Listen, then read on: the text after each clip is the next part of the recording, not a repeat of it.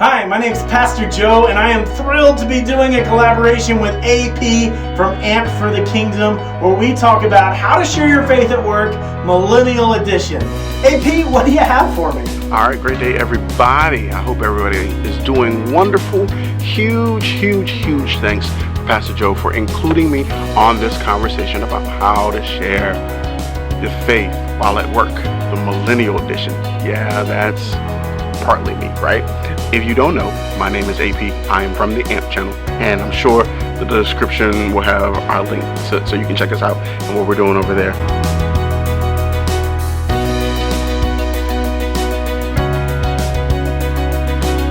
This is a huge topic. We as Christians are told to go out and tell others about Christ. Like, that's one of our big things. So how do you do it effectively at work? The biggest thing that you could have to share Christ is who you are. People are like, what?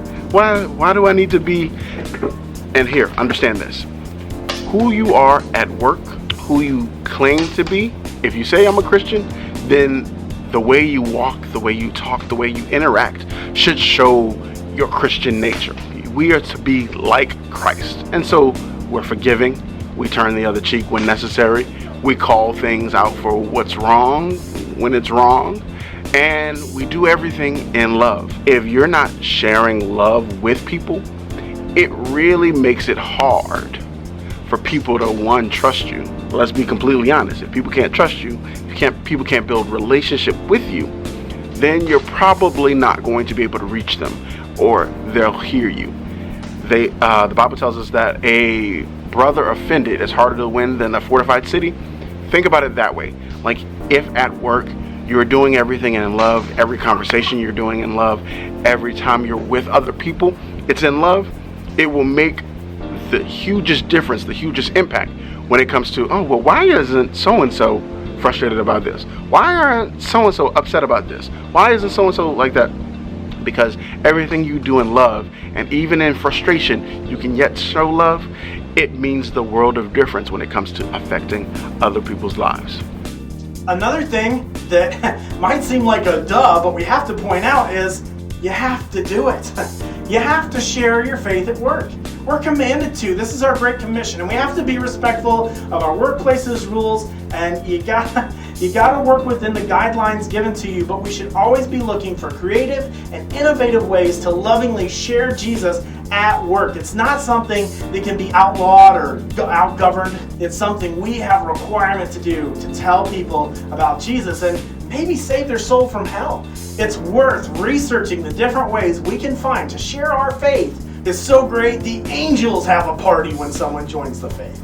Relationship. You have to build relationship with people. As we have with our Father and with Christ, once we build that relationship, it opens the door with the possibilities being endless. Like with God, because we can do all things through Christ that strengthens us, because we've built relationship. When we do that with others, it opens the gateway to have those conversations of, where's your walk? Do you have a walk with Christ? Building relationships. So 1, being an example. 2, your relationship.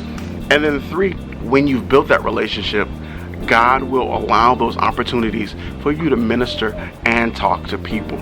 And so it's really big, being available. When God gives you the opportunity, you have to be okay with stepping through the door and stepping into that. It requires you to being your genuine person, being the person that they're relating to, being available for God to now use you as a mouthpiece to really tell them what God is saying to them.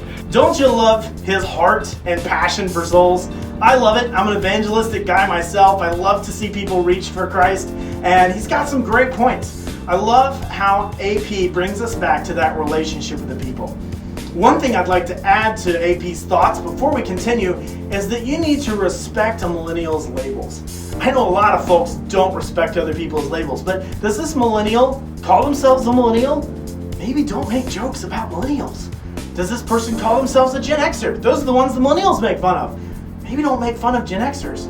Respect some of these labels. What about pronouns? What about the pronouns a person has asked you to call them? Respect the labels of millennials, even if you don't understand them, even if you don't appreciate them yourself. But if you will love them enough to respect their labels, not joke about them, and learn about them in a loving way, you'll gain the ear of that millennial person next to you, as they know that you took the time to learn about something out of your comfort zone maybe, and you respect them enough to treat them well. Don't go in trying to convert everybody. Like that'll be a fourth. Don't go in trying to convert everybody to what you believe. While following Jesus Christ is the way, the truth, and the life, while that is the same, everybody's not going to want to hear that initially. But when you take the time to build relationship, you take the time to do other things and really find that opportunity, God will allow you to weave his word in there to do things for people. So I just want to challenge you all to be who God has made you to be who God has purposed you for, build relationships with the people that you are, and make sure that you are available for God to really do the work that he is intended to do through you. And don't try to convert everybody immediately. People will be more susceptible to listening to you if you've taken the time to get to know them, if you've taken the time to build a relationship, and if you've taken the time to be available to them. Because God is going to open up the door to really change their lives. All right?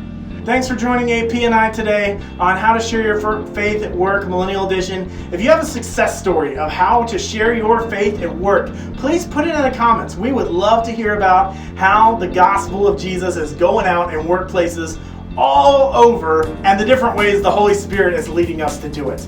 Huge thank you to Pastor Joe for this opportunity. And, as I say, appreciate y'all, and I will catch you all later.